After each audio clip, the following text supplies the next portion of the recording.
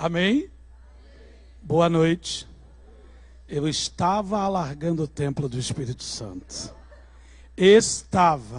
Agora estou em outro processo. Cadê a Márcia que está magrinha agora? Não está aí, né? Paris, ó. Oui.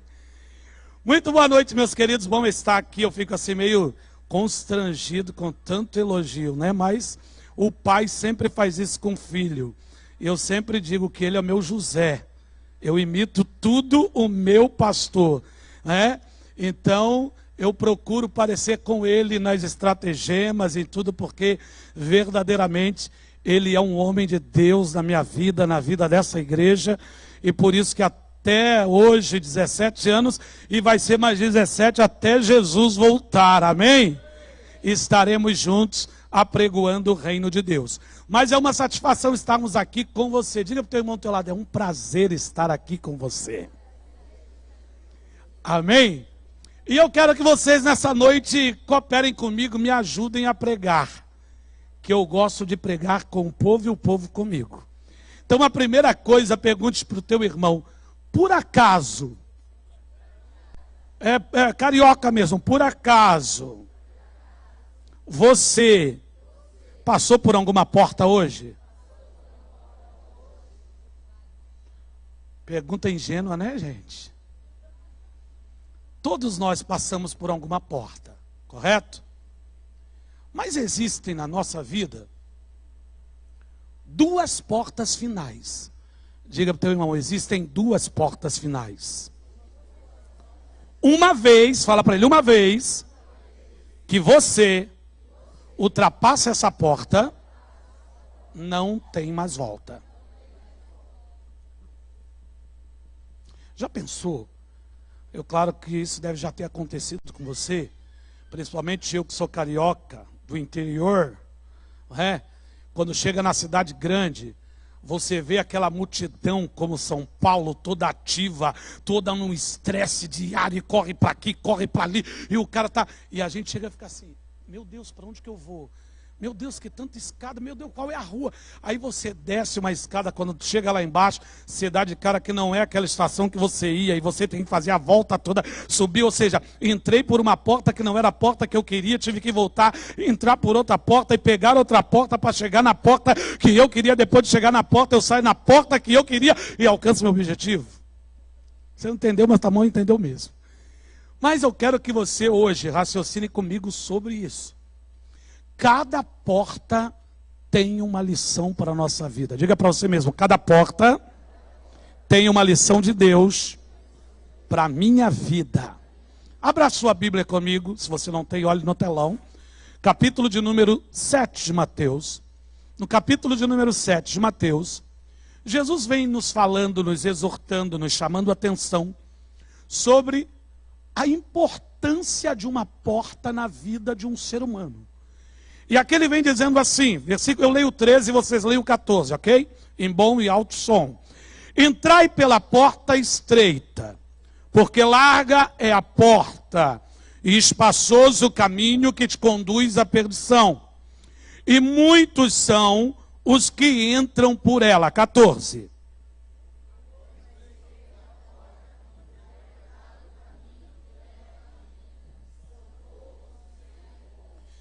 Então a primeira coisa, existem duas portas. Uma porta larga e uma porta estreita. Tá? Isso está dizendo de quê? Não está falando, não está afirmando que uma é literalmente larga e uma literalmente estreita. Está nos dizendo, nos informando sobre algumas dificuldades que nós devemos enfrentar na vida se quisermos alcançar os nossos grandes sonhos, nossos grandes objetivos. Seja em qualquer área, você tem que apertar, você tem que se adequar, você tem que fazer de tudo para você chegar à sua realização. Então existem vários tipos de porta, e hoje pela manhã, pela tarde, nós estávamos falando que em todos os momentos, ao acordarmos e ao deitarmos, nós somos obrigatoriamente obrigados a passar por algum tipo de porta. Então eu quero pedir a sua ajuda. Dá para você botar os seus 10 dedinhos estendidos? Cada porta que eu falar, você diminui uma. Ok? Então vamos lá. Raciocinarmos, pensarmos juntos. Você acordou hoje, saiu do seu quarto, passou por uma porta. Você da porta do seu quarto, você foi à sala, passou por outra porta. Da porta da sala, você foi ao banheiro fazer as suas necessidades, higiene bucal, terceira porta. Se você, meu querido, dali foi direto para a cozinha, quarta porta. Se você voltou na sala, passou pela porta de novo.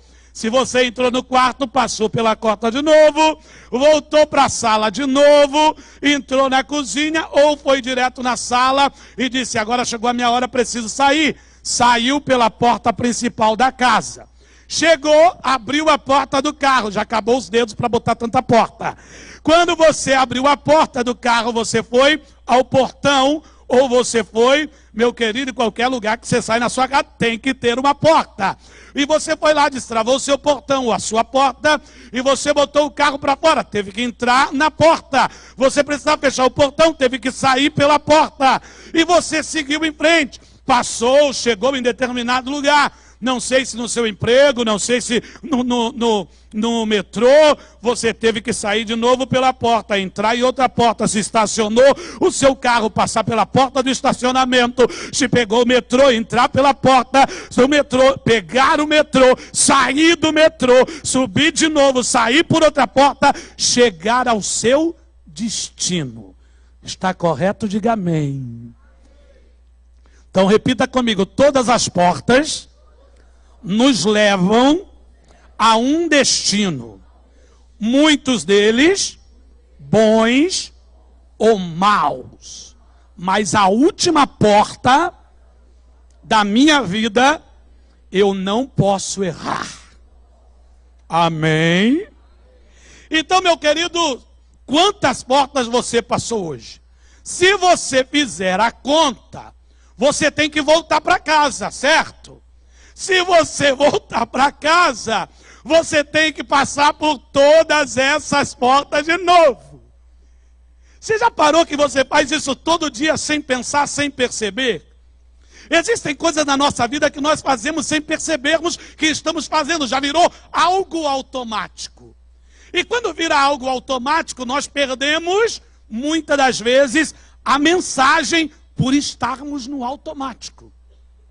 Então existe porta do fracasso, existe porta da vitória, existe porta da esperança, né? Que você já cansado de ouvir. Existe a porta que vai te levar a um desejo, a um sonho, a uma realização. Mas existe a porta para o mundo espiritual. Nós precisamos entender isso de uma forma muito clara. E eu disse que essa palavra é uma palavra racional, é uma palavra para que você entenda e fique ruminando ela durante pelo menos 3 dias na semana, ou durante toda a semana, e você compartilhe isso com outras pessoas, porque a última porta já está se falando, é a última porta. Não tem como retroceder, não tem como voltar, não tem mais o que fazer quando nós passamos pela última porta da vida. Então, se raciocinarmos, teve aí umas 15 ou 20 portas, por dia nós passamos por 40. Outros mais ativos que vão a banco, que faz um monte de coisa, e vão na empresa, saem, deve passar por umas 50, 60 portas. E não se dão conta. Às vezes nós não damos conta do nosso próximo, que está ao nosso lado. Então isso é muito sério, porque as portas não existem simplesmente por existir. Cada porta tem uma mensagem a ser alcançada. E aqui nesse momento eu fico a lembrar da minha primeira palavra, da minha primeira ministração, que eu tremi as pernas, e eu falei, meu Deus, o que eu vou pregar?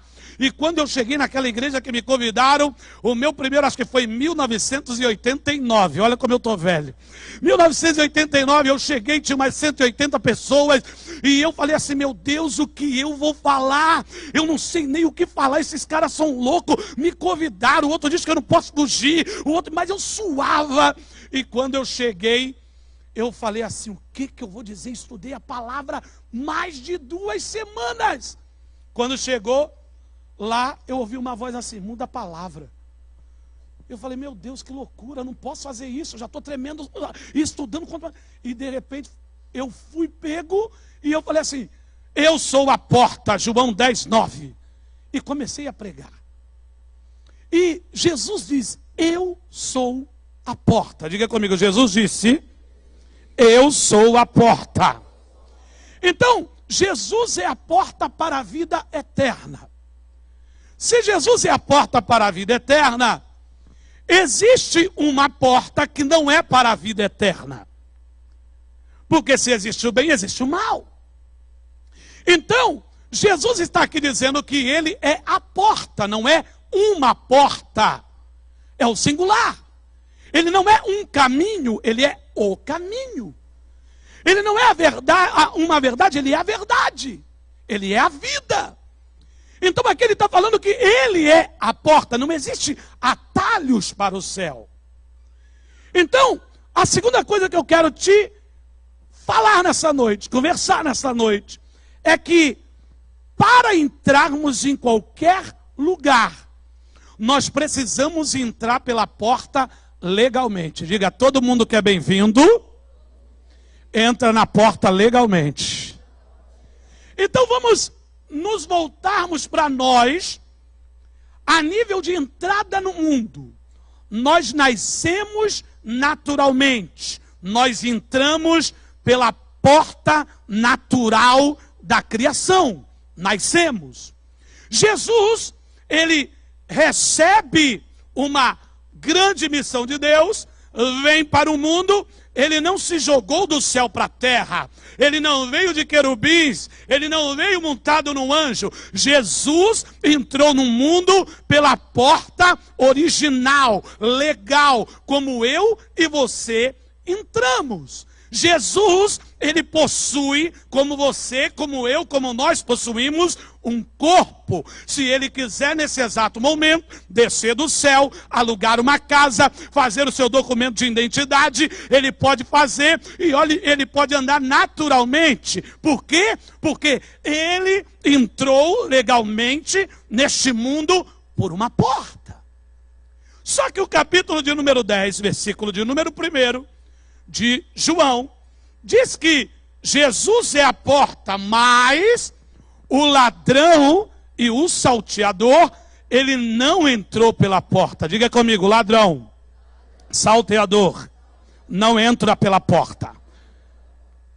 Ou seja, Satanás, ele possui um corpo? Não. Ele nasceu legalmente? Ele entrou pela porta legalmente? Ele entrou naturalmente no mundo?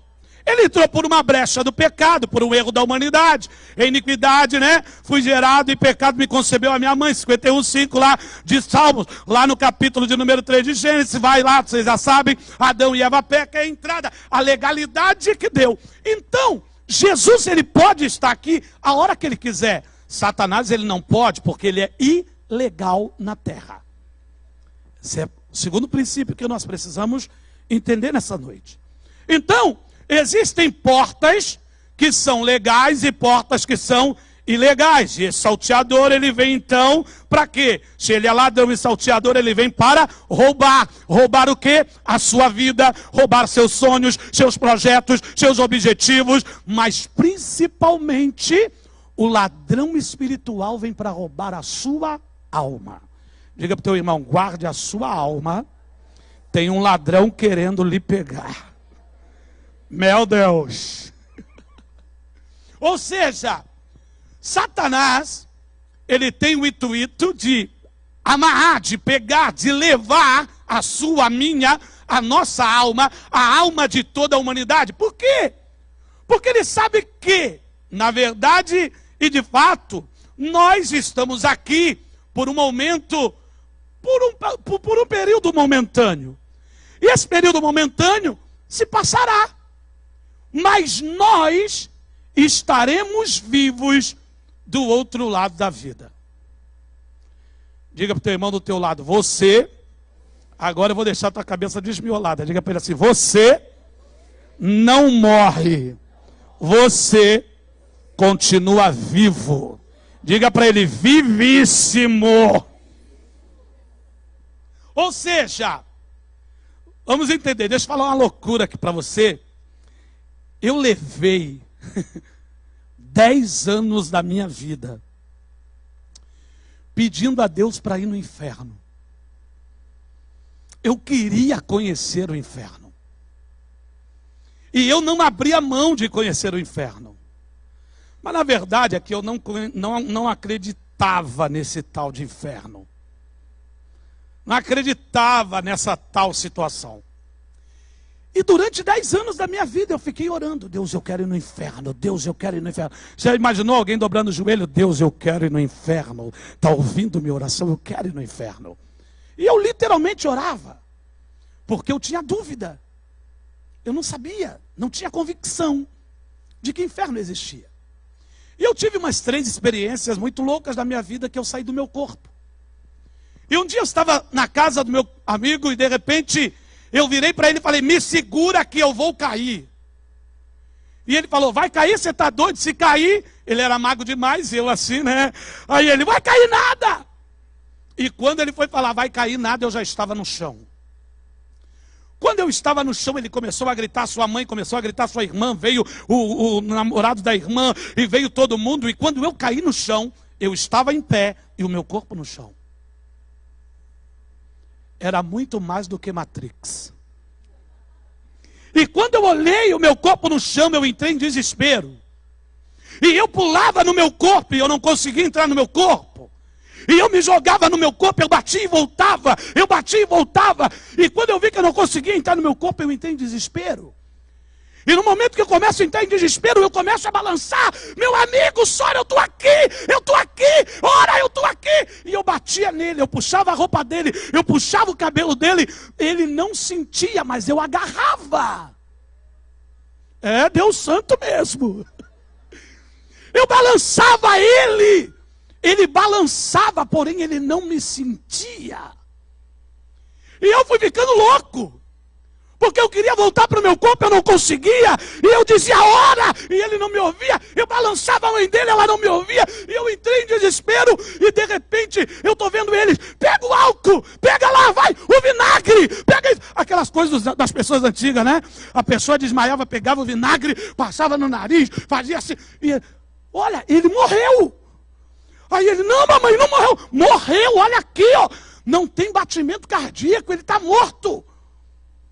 Aí abaixou, chegou perto de mim, botou o nariz, o ouvido no meu nariz, e ficaram, não, chama a ambulância, ele morreu, que não morreu. E está lá, e eu, não morri, eu estou aqui, cara, ora. E eu olhava para o meu corpo, e desesperado. E aí, de repente, quando eu caí, abre-se um buraco escuro na minha frente. Esse buraco se transporta para baixo do meu corpo. E ele suga o meu corpo que estava em pé. E o meu corpo que estava deitado fica ali. Eles tentando fazer sei lá o quê, que depois daquele momento eu não estava ali. O meu corpo espiritual tinha saído. E eu desci. E eu acredito, na minha santa ignorância, que eu desci uns 500 postes um em cima do outro. Você acredita nisso? Se você não acredita, tudo bem, eu acredito. Foi a minha experiência. Você lembra, quem é mais velho sabe, existia no SBT, acredite se quiser. Se você quiser acreditar, é problema teu, a minha experiência. E de repente eu fui descendo, numa velocidade terrível, e eu tudo negro, não se via nada, eu não conseguia. O negro que você está vendo aqui, o negro é mais claro do que o negro que eu vi. E quando eu entrei naquilo, eu descia, e era um abismo sem fim, e eu comecei a me desesperar, porque eu comecei a ouvir pessoas gritando, me tira daqui, eu não aguento mais. E eu comecei a falar, Deus, eu não quero mais, me tira daqui, eu não quero mais. De repente, veio uma luz poderosa de dentro daquele abismo, e me pega numa fração de segundos, numa velocidade tremenda. Ela me coloca cá na terra. Eu vejo aquele buraco se fechar. E eu vejo que eles ainda estão tentando reanimar o meu corpo. E eu dizia, eu estou aqui, eu estou vivo. Olha para cá, cara. Eu sou teu amigo, por favor. E eu desesperado. E aí eu lembrei de uma promessa que Deus havia me feito. E tinha feito por várias bocas de vários profetas. E eu acreditava plenamente, acredito. E eu falei, não, Deus, eu não posso estar morto, eu não sou esse corpo morto, eu preciso voltar, porque eu ainda não fui na África, Senhor. Existiam profecias que eu iria à África, então eu não tinha aceitado a minha morte. Se era morte, depois eu fui entender que não era. E aí eu ouvi a voz, ora. Você não diz no Salmo 139 que só Deus sonda a sua mente? Ora, que essa força vai sumir. Eu então entrei na minha mente, ou seja, a minha própria mente, que estava ali, olhando o meu corpo inerte, começou então a dizer, volta para o teu mundo, o mundo do Espírito. E eu então orei, e quando eu orei, Deus falou, vai para frente do seu corpo. Meu corpo estava jogado. E eu simplesmente fui para frente do meu corpo, fiquei. E de repente meu corpo estava assim jogado. Eu fiz assim. E o meu corpo simplesmente entrou no meu corpo. Quando eu voltei. Por favor, me dá uma água. Por favor. Ela, calma, gente, ele voltou, gente, ele ressuscitou. E todo mundo gritando, eu falei, eu não estou morto, eu não estava morto, estava, você morreu, você não estava respirando. Eu falei assim, peraí que eu vou contar tudo o que aconteceu, me dá água. E eu contei cada ato de cada uma daquelas pessoas. E elas ficaram com os olhos butucadas, espantadas do relato tão íntegro de tudo que aconteceu. Estou passando por uma situação na minha família. Meu irmão foi acometido de um câncer no pulmão. Deus já curou tanto canceroso lá na igreja. E a gente está orando e Deus não cura meu irmão. E o meu irmão está orando para Deus levar ele, a gente está orando para Deus curar ele. Olha que coisa. E aí eu vi que a oração estava em confronto. Cheguei de viagem, me convidaram, a gente tem um café da família toda sexta-feira, e eu estava cansado, disseram, hoje você vai ministrar. Eu falei, não, eu estou cansado, é você. Não, eu estou cansado, é você. Então eu falei, tá bom, então eu vou ministrar. Olha, mas Deus me deu uma palavra muito dura, Deus me deu uma palavra de decisão, Deus me deu uma palavra de tomada de atitude, Deus me deu uma palavra de conserto. E aí eu ministrei aquela palavra, tinha muitos amigos dos meus irmãos lá, meu pai, minha família, todos, e eu dei aquela palavra, e a palavra era muito dura, Deus dizendo que Ele queria conserto, que Ele queria salvar a alma das pessoas e não só dar a bênção para as pessoas. E eu falei muito duro, e o meu irmão chorava, meu pai, meus amigos que estavam lá. E de repente, na hora da comunhão, o meu irmão disse assim, eu vou para minha casa, estou me retirando. E aí eu levei uma seta no meu emocional. Aí eu falei, meu Deus, será que eu entristeci meu irmão? Será que eu disse alguma palavra que eu não tinha que dizer para o meu irmão? E Deus disse, não. Eu acabei de virar o coração do seu irmão. Até então não tinha entendido nada. Aí foi uma irmã minha atrás dele e também não nos trouxe notícia. Aí eu falei, olha, eu não quero tomar café e tal. Fiquei muito coisa com aquela situação e também comi uma coisinha, desci e fomos para a rua dar um passeio. Depois voltamos para ver o meu pai e fomos embora. No dia seguinte ela chega na minha casa, eu falei, minha irmã, veio aqui, vim passar o dia com você. E ontem, como você foi para lá para a casa do meu irmão, eu machuquei ele, eu ofendi ele. Meu filho, pelo contrário. Aí falou, o quê? Olha, ele disse que Deus mudou o coração dele. Aí eu falei, como assim? Não sei, não falou mais nada. Na sexta-feira não pude estar pregando, minha esposa foi lá, estava ministrando, de repente, quando a minha esposa falou, vamos orar, quem quer aceitar Jesus, vem aqui. Ele saiu correndo, se botou de joelho e disse, eu quero entregar a minha alma a Jesus hoje. Aí ele diz, Deus virou o meu coração na sexta-feira. preso, meu querido, aos carros, preso às casas, preso à economia, preso nas coisas que perecem, preso nas coisas que vão ficar, e estava cego pelo que Deus queria fazer na sua vida. E ali, meu querido, Deus salva a alma. E ele disse: meu irmão, você sabe que eu tenho medo terrível de morrer, eu não sei o que fazer, eu tenho medo, o outro lado é trevas, eu não quero ir para lá. E eu falei: meu irmão, a Bíblia diz que nós temos o livre-arbítrio. Bata no teu peito e diga: eu tenho livre-arbítrio. Diga: a livre escolha é minha. Diga: eu decido. O problema da minha vida é meu. Ou seja, capítulo de número 6, versículo de número 12 de Coríntios diz que tudo é lícito, mas nem tudo também convém. Tudo é lícito, mas nem tudo me convém fazer. Eu tenho o direito de escolher o que eu quero, fazer o que eu quero, ser como eu quero, viver como eu quero. Mas saiba de uma coisa: todas as consequências depois também não é da tua mãe, não é do teu pai, não é do teu irmão, é tua. São das suas escolhas. Você tem o livre-arbítrio para escolher. As minhas escolhas, elas são resultados de tudo aquilo que eu decido por conta própria, no singular, no particular. Eu faço o que eu quero. Então os resultados do eu faço são meus. A sua decisão é particular, a sua atitude é particular, a sua escolha é particular. E nem Deus se mete nisso. Ele já fez tudo o que tinha que fazer. Ele te deu o livre-arbítrio, ele te deu o direito. E agora é você e você. Então, meu querido, você precisa entender que as escolhas, elas podem te levar para a porta da luz, da eternidade, da paz, ou a sua falta de escolha pode te levar numa porta sem volta, que é totalmente diferente. Então, as escolhas, o livre-arbítrio está em mim. Eu escolho. Diga para o teu irmão: você tem o direito de entrar ou não entrar pela porta da paz eterna.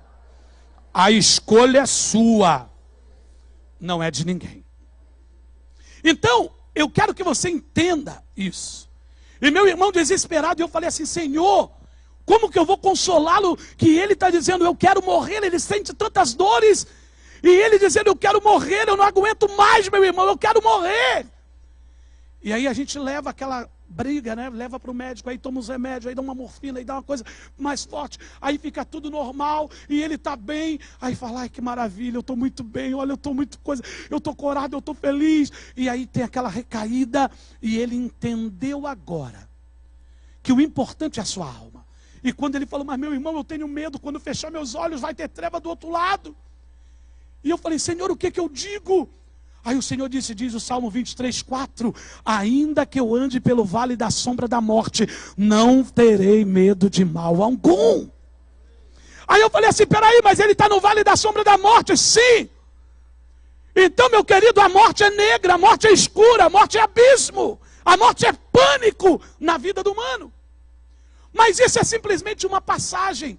Quando você chega na tua casa, a tua sala está escura, o teu quarto está escuro, a ausência de luz faz com que a treva reine. Quando você chega lá, toca o interruptor, a presença da luz dissipa as trevas. Então, quando Deus me falou isso, Jesus falou isso, aí Deus falou: Marcelo, quem sou eu? Eu sou a luz imarcessível, eu sou mais forte do que o sol. Se o Senhor é o meu pastor, Ele está comigo no vale. Quando eu fechar os olhos, quando eu abrir do outro lado, eu estou diante da luz, e onde tem luz, as trevas se dissipam. O teu vale com Jesus não tem trevas, é o lugar de paz. Paz não tem trevas.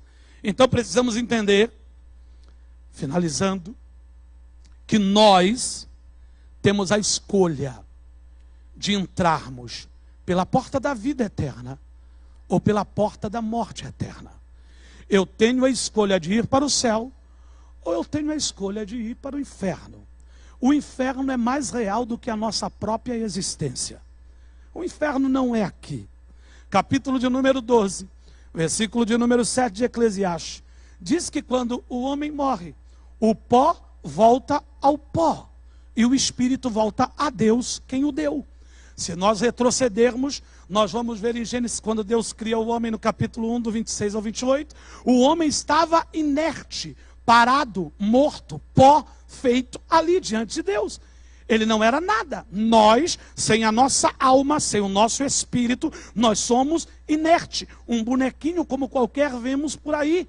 Mas quando Deus soprou o seu fôlego, passamos então a ser alma vivente. A morte é o inverso. Quando o meu corpo volta para a terra, eu volto para a minha originalidade em Deus. Eu passo a ser semelhante a Ele, porque eu sou um corpo e tenho uma alma e um espírito. O corpo morre, mas onde vai o espírito, vai a alma. Diga comigo, alma é desejos, vontades, alegrias, prazeres e etc.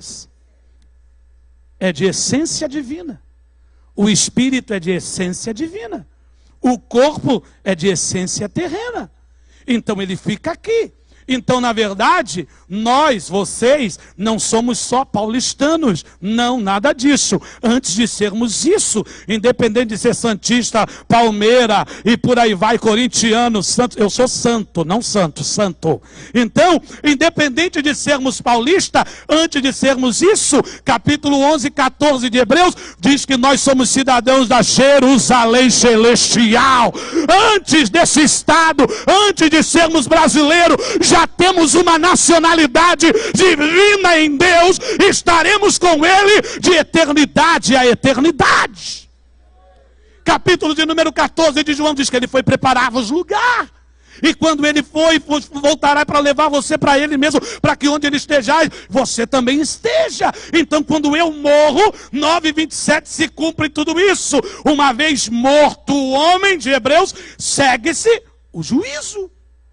Ou seja, quando eu morro, eu estou entrando pela última porta da minha história, pela última porta da minha vida. Por isso que Jesus, no capítulo de número 11, versículo 28 ao 30 de Mateus, ele disse: vinde a mim, todos vós, todos, sem acepção de pessoas. Ele disse: vinde a mim todos vós que estáis cansados, sobrecarregados, e eu vos aliviarei. Tomai sobre vós o meu jugo, sabei que sou manso e humilde de coração, e acharei descanso para as vossas.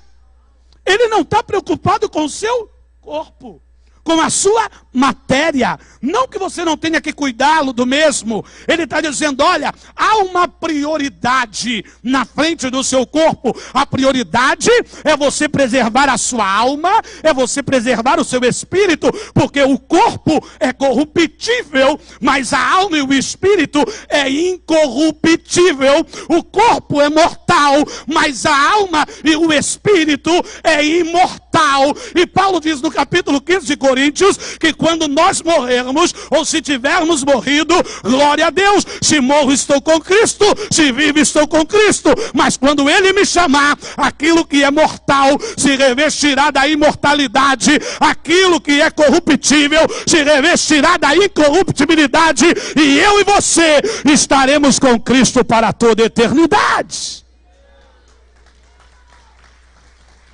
Entendendo esse conceito, você precisa entender que você não morre. Diga para o teu irmão: você não morre. Diga para ele: não existe morte no dicionário de Deus. Então, meu querido, o que acontece? Quero finalizar lendo um texto com você. Capítulo de número 16 de Lucas. Deixa eu frisar o texto, né? Melhor. Capítulo de número 16, 19 ao 31 de Lucas. Fala a respeito do rico e de Lázaro. Os dois morreram no mesmo dia. E há uma grande diferença de quem morre decidindo-se pela porta da paz, da eternidade, entrando por Jesus, que é a porta, e aquele que não entrou pela porta. E diz que os dois morreram no mesmo dia. Diga: os dois morreram no mesmo dia.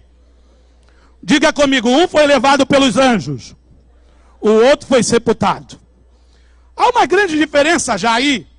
Diz que um foi levado pelos anjos e o outro foi sepultado. Se um foi levado pelo anjo e o outro foi sepultado, que é o versículo de número 22, já é uma grande diferença. Ou seja, se um morreu, foi levado pelos anjos, e o outro foi sepultado, já tem uma grandiosa diferença aí. Isso está dizendo que um foi para um lugar e o outro foi para outro lugar.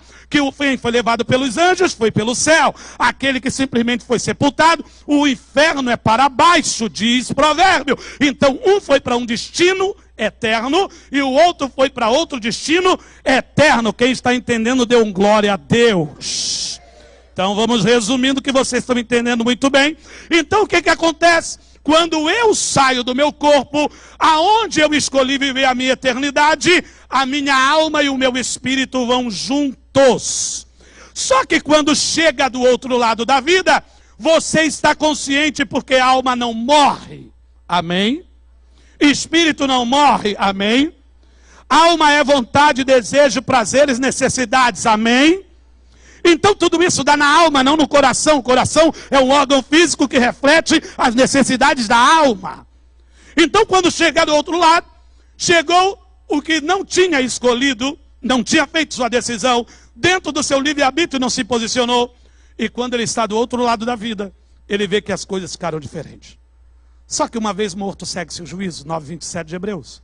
Não tem mais como fazer, não tem mais volta.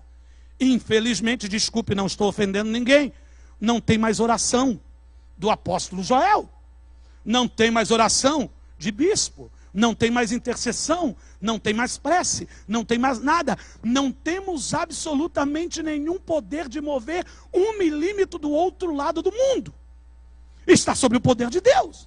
E aí o que acontece? Então, ele estando em tormento, o que não escolheu Jesus, a porta, ele quando atravessou a última porta de sua vida, ele descobriu que estava encrencado, como dizemos nós.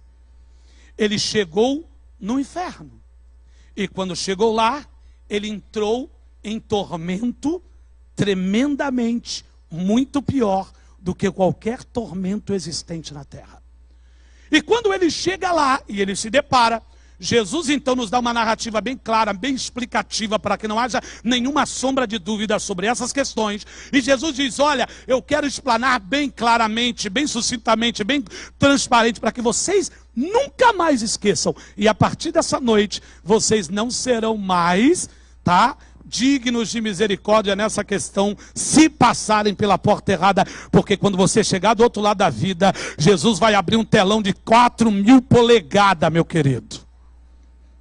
Sabe por que 4.000 polegadas? Porque Eclesiastes diz que tudo que existe aqui, essas tecnologias, são sombra das coisas que já existiram em Deus. Se você pensa que Deus é atrasado, você está enganado. Deus vive numa tecnologia avançada de última geração, que nunca vai provar essa terra. E aí, diz que vai ser aberto, vai estar lá um gordinho gritando, e você assim, ó. E ele, aquele lá é você? Você ouviu? Lembra que você na mente falou: que gordinho chato, olha o que ele está falando, será que isso é verdade? Aí ele vai falar: lembra que você falou isso? Olha lá, eu te vi lá. E aí você: não, Deus, não sou eu não, aquele cara está te... É você, não é? Aumenta o zoom para ele, por favor, anjo. E quando... Senhor, sou eu. É?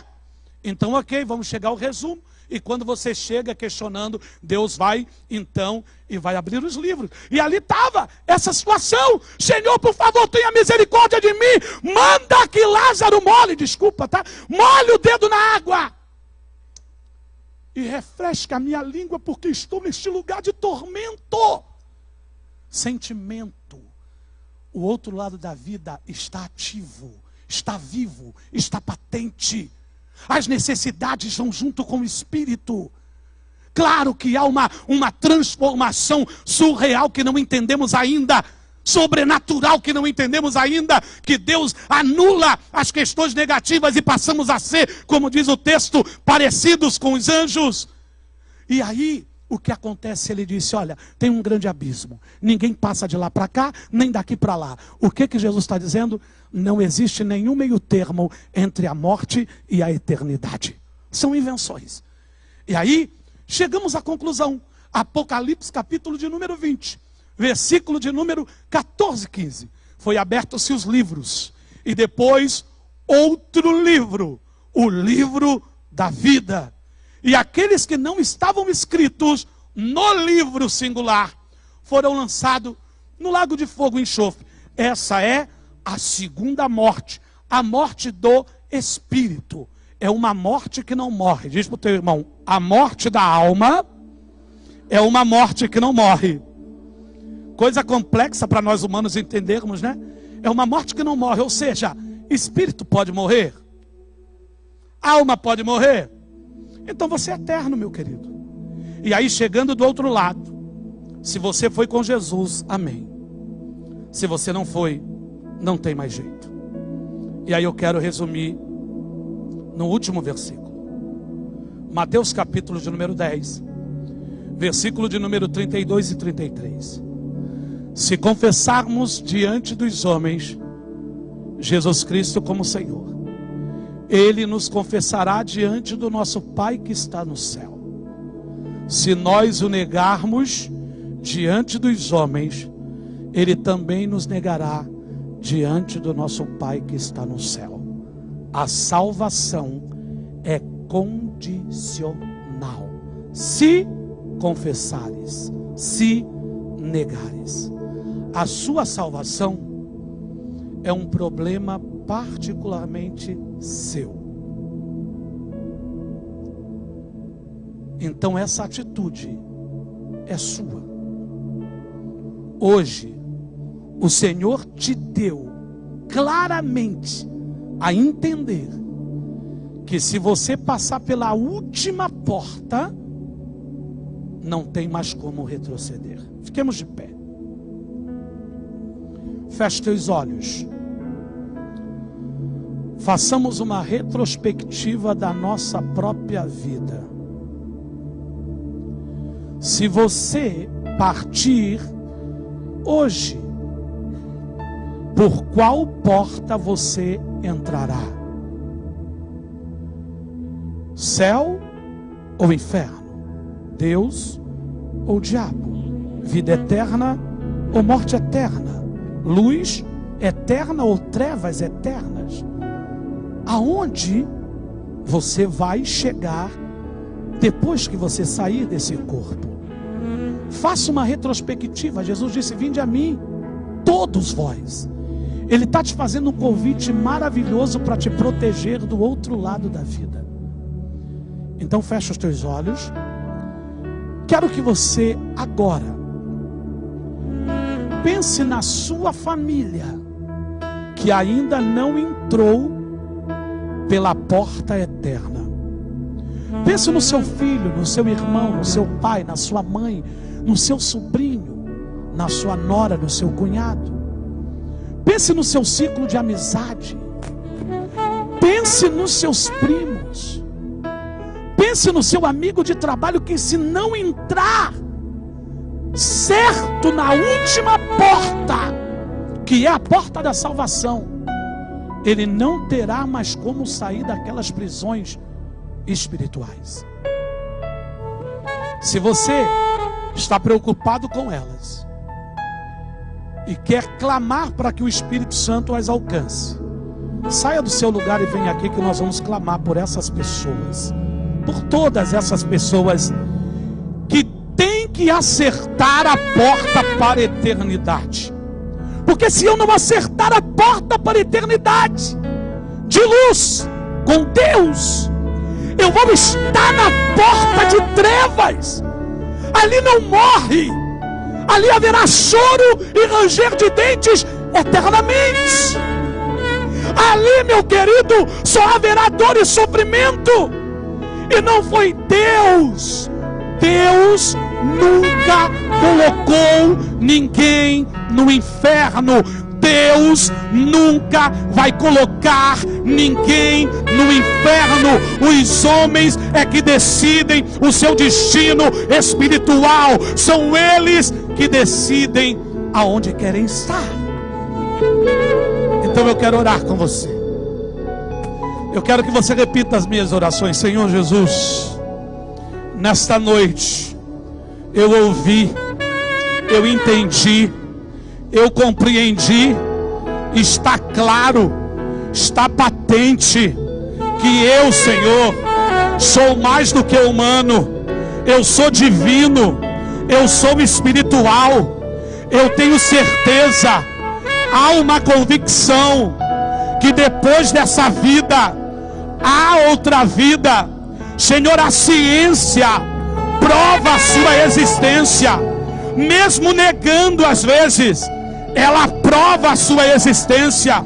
Senhor, e neste momento eu estou diante de Ti, e eu quero declarar com os meus lábios que eu não quero entrar na última porta e ser surpreendido que entrei na porta errada. Senhor, me ajuda, eu quero estar aonde o Senhor está. Por isso nessa noite eu te peço, me perdoa, perdoa minha família, meus parentes, meus amigos, todas as pessoas que eu tenho relacionamento daqui por diante. Senhor, não permita que elas errem a última porta para a sua vida. Senhor, perdoa todos os meus erros, todos os meus pecados. Escreva o meu nome no livro da vida. Eu quero ser chamado por Ti. Não me deixe, Senhor, na escuridão eterna, porque eu não quero isso. Eu sou espírito, eu tenho uma alma que são de essência eterna, e nesta noite eu me posiciono